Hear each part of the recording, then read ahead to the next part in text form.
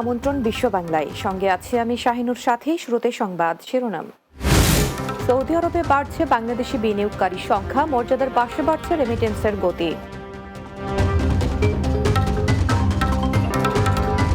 Malaysia যাওয়ার পথে সাগরে আটক 24 বাংলাদেশি, অবৈধভাবে প্রবেশের চেষ্টার অভিযোগ।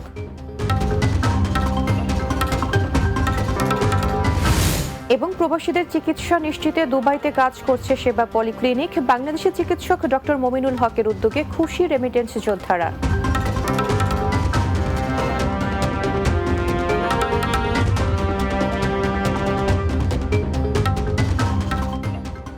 শুনছিলেন শিরোনাম, এবার বিস্তারিত।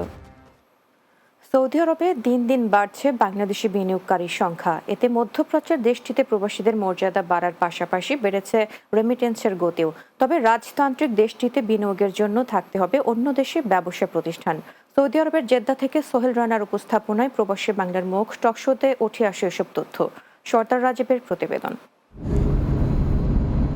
মধ্যপ্রাচ্যের ধনিক দেশ সৌদি আরব। জীবিকার তাগিদে মরুর দেশটিতে বসবাস করছেন বিভিন্ন দেশের নাগরিকেরা। অভিবাসনে নির্ভর দেশটিতে রয়েছেন প্রায় 30 লাখ বাংলাদেশিও। আইন সংশোধনের মাধ্যমে বেসরকারি প্রতিষ্ঠানে জনশক্তি নিয়োগের ক্ষেত্রেও পরিবর্তন এনেছে সৌদি সরকার। এমন উদ্যোগে অভিবাসী নাগরিকদের ব্যবসা বাণিজ্য পরিচালনা সহ বিনিয়োগের নতুন পথ সৃষ্টি করেছে দেশটির সরকার।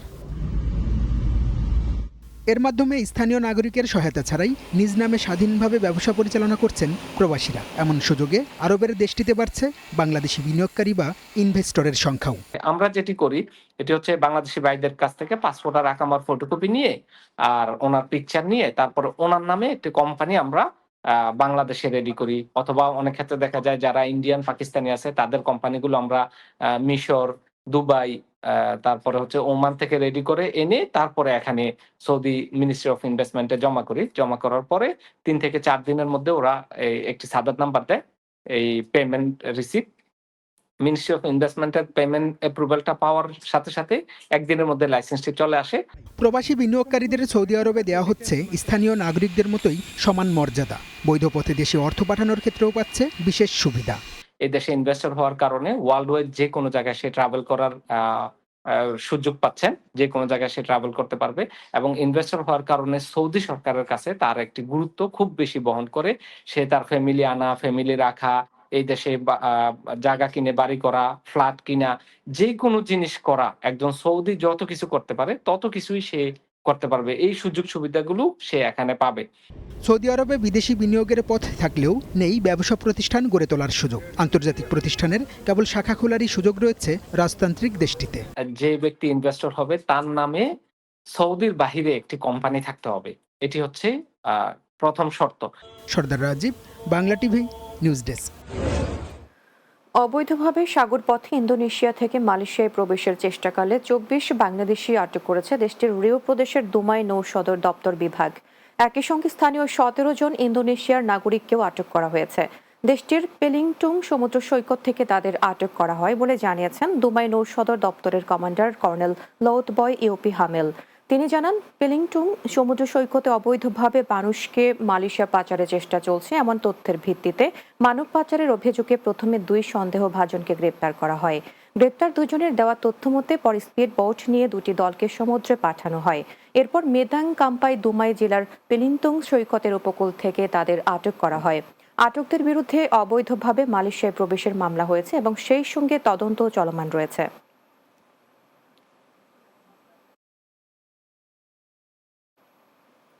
এবার দুবাইয়ের গল্প।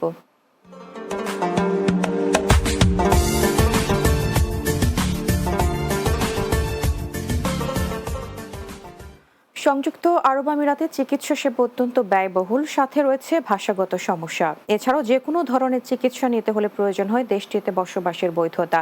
এইসব সমস্যায় চিকিৎসা সেবা নিতে পারেন না অনেক প্রবাসী বাংলাদেশি। এসব চিকিৎসা বঞ্চিত বাংলাদেশিদের চিকিৎসা সেবা দিতে দেরা দুবাইতে সেবা পলিক্লিনিক তৈরি করেছেন বাংলাদেশি চিকিৎসক ডক্টর মমিনুল হক। তার ক্লিনিকে অত্যন্ত কম খরচে সেবা দিয়ে থাকেন এই বাংলাদেশি চিকিৎসক। দুবাই প্রতিনিধি শেখ ফয়সাল সিদ্দিকী ববির পাঠানো তথ্যছবিতে আরো জানাচ্ছেন মাহমুদ রুবেল। ঢাকার স্যার সলিমুল্লাহ মেডিকেল কলেজ থেকে ডক্টর মমিনুল হক MBBS পাশ করে 1983 সালে পাড়ি জমান ইরানে। প্রায় 7 বছর ইরানের ডাক্তারি প্র্যাকটিসের পর বুলগেরিয়া থেকে চক্ষু চিকিৎসার উপর পোস্ট গ্র্যাজুয়েশন ডিগ্রি লাভ করেন। 1997 সালে আমিরাতের আবুধাবিতে কর্মজীবন শুরু করেন একজন চক্ষু বিশেষজ্ঞ হিসেবে। 1998 সালে আবুধাবিতে নিজেই তৈরি করেন আল ফালাক মেডিকেল সেন্টার। প্রায় 24 বছর আবুধাবিতে বসবাসরত প্রবাসী বাংলাদেশিদের চিকিৎসা সেবা প্রদানের পর 2023 সালে দেরা দুবাইতে নাখিল সেন্টারের পাশে তৈরি করেন সেবা পলিক্লিনিক। চোখের জন্য চোখে কাঁচরা পড়ে, এখানে বেশিরভাগ লোকই এখানে লেবার তারা কাজ করে। তাদের চোখে যদি কোনো রকম কোনো সমস্যা হয় কিংবা কোনো রকম কাঁচরা পড়লে সেটা আমাদের এখানে অল্প পয়সায় আমরা এখানে ওটাকে তুলে দিয়ে থাকি। এছাড়াও চোখের অন্যান্য সমস্যার আমরা সমাধান করে থাকি। চক্ষু ছাড়াও তার প্রতিষ্ঠানে ডেন্টাল, গাইনি ও জেনারেল ডাক্তার রয়েছে। এখানে আমাদের চোখের সার্ভিস আছে। চোখ ছাড়াও আমাদের ডেন্টাল ডিপার্টমেন্টে 2 জন ডাক্তার আছে, একজন গাইনি ডাক্তার আছে, মহিলা ডাক্তার, জিপি ডাক্তার আছে। এই সার্ভিসগুলো আমরা এখানে দিয়ে থাকি। এখানে আমরা মেইনলি দাঁতের জন্য, যেটা আমি বলতেছি, দাঁতের কনসালটেশন আমরা ফ্রি করেছি এখানে, যেন আমাদের বাঙালি ভাইয়েরা যেন সবাই এসে নির্দ্বিধায় আমাদের ডাক্তারদের সাথে কথা বলতে পারে এবং এর জন্য কোনো পয়সা কোনো চার্জ করা হয় না। যেখানে ডাক্তারদের কনসালটেশন ফি 50 থেকে 100 দিরহাম অন্যখানে নেয়, সেখানে আমাদের এখানে ফ্রি। আপনার নির্দ্বিধায় ডাক্তারের সাথে এসে কথা বলে দেখেন কি সমস্যা আপনার, কিভাবে ওটার সমাধান হবে। ডাক্তারের সাথে কথা বলে কীরকম চার্জ লাগবে সেটা আমরা অনেক সুলভ মূল্যে অল্প পয়সায় আমরা এটা করে দিয়ে থাকি। অত্যন্ত কম খরচ, ভাষাগত সমস্যা এবং বৈধতার ঝামেলা না থাকায় অল্প সময়ে প্রবাসী বাংলাদেশিদের কাছে গ্রহণযোগ্যতা পেয়েছে ক্লিনিকটি। Mahmud Rubel, Bangla TV, news desk. বিশ্ব বাংলায় নিচ্ছি বিরতি। ফিরে আসার পর অন্যান্য সংবাদের সাথে আরজা থাকছে। লন্ডনে Golapganj social and cultural trust ইউকের AGM অনুষ্ঠিত, ক্রীড়া প্রতিযোগিতা ও অ্যাওয়ার্ড প্রদানের কর্মসূচি গ্রহণ।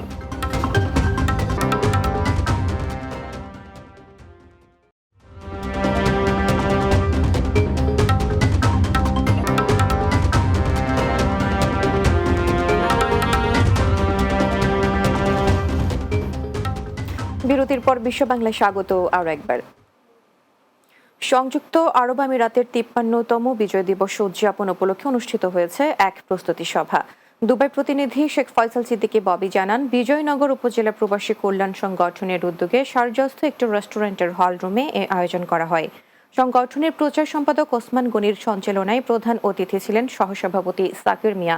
সভাপতিত্ব করেন সংগঠনের সিনিয়র সহসভাপতি বাবুল মিয়া। প্রধান বক্তা ছিলেন সংগঠনের প্রধান উপদেষ্টা জহিরুল ইসলাম।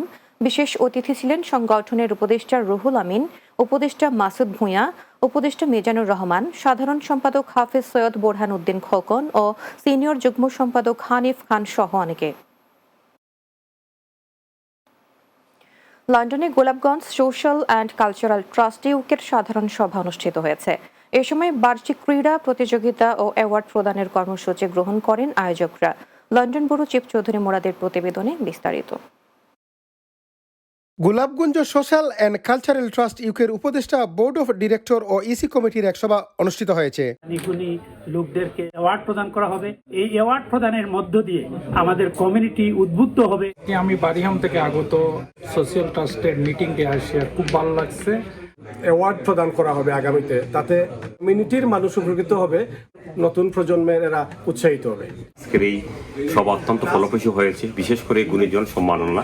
যে অ্যাওয়ার্ডের মাধ্যমে কমিউনিটি উপকৃত হবে এবং আমাদের গোলাপগঞ্জবাসী এবং পরবর্তী প্রজন্ম অনেক উপকৃত হবে। এবং একটি মনোনয়ন বোর্ড গঠন করা হয়েছে, যে বোর্ডের মাধ্যমে এই অ্যাওয়ার্ডটি মনোনীত করা হবে। সোমবার পূর্ব লন্ডনের একটি রেস্টুরেন্ট হলে সংগঠনের সভাপতি মোহাম্মদ দিলওয়ার হোসেনের সভাপতিত্বে ও সাধারণ সম্পাদক মাসুদ আহমদ জুয়ারদারের পরিচালনায় অনুষ্ঠিত সভায় পবিত্র কুরআন থেকে তেলাওয়াত করেন ফখরুল ইসলাম। আজকে আমাদের সংগঠনের পক্ষ থেকে যে সিদ্ধান্তগুলো নেওয়া হয়েছে, বৌৎসহ এগুলো তারা সব আমরা ধন্যবাদ দিলাম। আমরা সফলভাবে মিটিংটি সম্পন্ন হয়েছে, বেশ কিছু সিদ্ধান্ত নিয়েছি, এগুলো আগামীতে পর্যায়ক্রমে বাস্তবায়ন করার চেষ্টা করব। আজকের এই সভার যে সিদ্ধান্ত হয়েছে, আমি এই সিদ্ধান্তকে সাধুবাদ জানাই দিয়েছি। এ সভায় উপস্থিত ছিলেন সংগঠনের উপদেষ্টা মোহাম্মদ লুকমান উদ্দিন, সেলিম উদ্দিন চাকলাদার, এনামুল হক খান, নেপা দেওয়ার নজরুল ইসলাম, আব্দুল বারী নাসির, ব্যারিস্টার এনামুল হক, রেজাউল করিম চৌধুরী ছোটন, আমিনুল হক জিলু, হেলাল উদ্দিন, ইকবাল আহমদ চৌধুরী ও হুমায়ুন কবির চৌধুরী একলিম সহ আরও অনেকে। এ সভায় আগামী 1 ডিসেম্বর সংগঠনের উদ্যোগে আয়োজিত ব্যাডমিন্টন প্রতিযোগিতা পপুলার লেজার সেন্টারে এপ্রিল 2025 সালে সংগঠনের বার্ষিক সাধারণ সভা ও গোলাপগঞ্জ অ্যাওয়ার্ড প্রদান করার সিদ্ধান্ত গ্রহণ করা হয়। এ সময় অনুষ্ঠানগুলোর সফলতায় একটি উপকমিটি গঠন করে সকলের সহযোগিতা কামনা করা হয়েছে। এতে আরও বক্তব্য রাখেন তৌফিক আহমদ টিটু, কাউসার আহমদ জগলু, কামাল উদ্দিন, আব্দুল আহাদ কয়েস, আব্দুল আজিজ ফারুক, রহিমউদ্দিন মুক্তা ও মোহাম্মদ আব্দুল শুকুর সহ আরও অনেকে। Chowdhury Murad, Bangla TV news, London. আমিরাতের 53তম জাতীয় দিবস ঈদুল ইতিহাদ উদযাপন করেছে আবুধাবিতে অবস্থানরত চট্টগ্রামের ফটিকছড়ি প্রবাসীরা। আবুধাবি প্রতিনিধি এম আব্দুল মান্নান জানান, আবুধাবির কর্নেস লেক পার্কে দিনব্যাপী নানা আয়োজনে দিনটি উদযাপন করা হয়। ব্যবসায়ী ও সংগঠক মঈনউদ্দিন মঈনের সভাপতিত্বে অনুষ্ঠান পরিচালনা করেন সংগঠক রবিউল হাসান তালুকদার।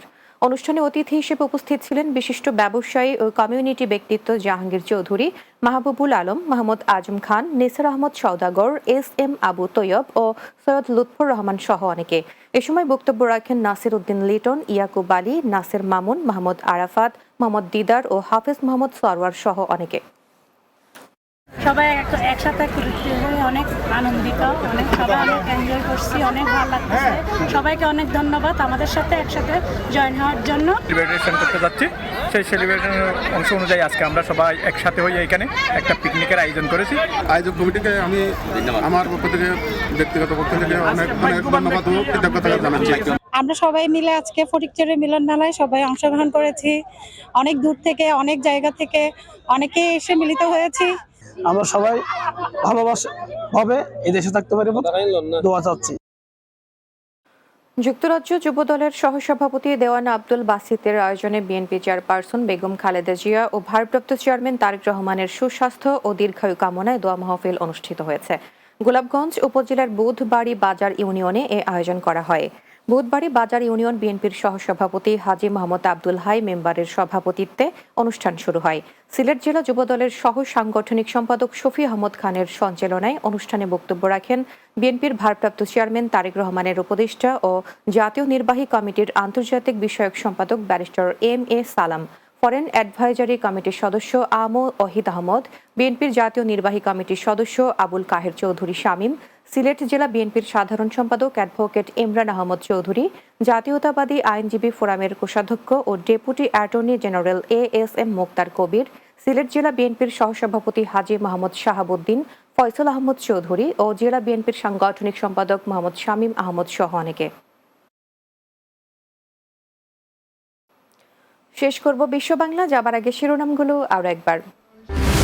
সৌদি আরবে বাড়ছে বাংলাদেশি বিনিয়োগকারীর সংখ্যা, মর্যাদার পাশে বাড়ছে রেমিটেন্সের গতি।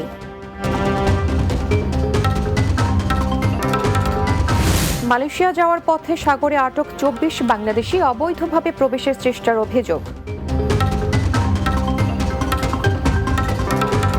এবং প্রবাসীদের চিকিৎসা নিশ্চিতে দুবাইতে কাজ করছে সেবা পলিক্লিনিক। বাংলাদেশি চিকিৎসক ডক্টর মমিনুল হকের উদ্যোগে খুশি রেমিটেন্স যোদ্ধারা।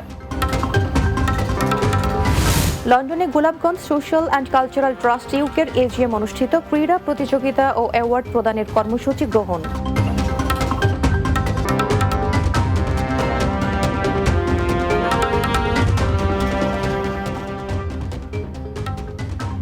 দর্শক, এ ছিল বিশ্ব বাংলায়। এতক্ষণ সঙ্গে থাকার জন্য ধন্যবাদ সবাইকে।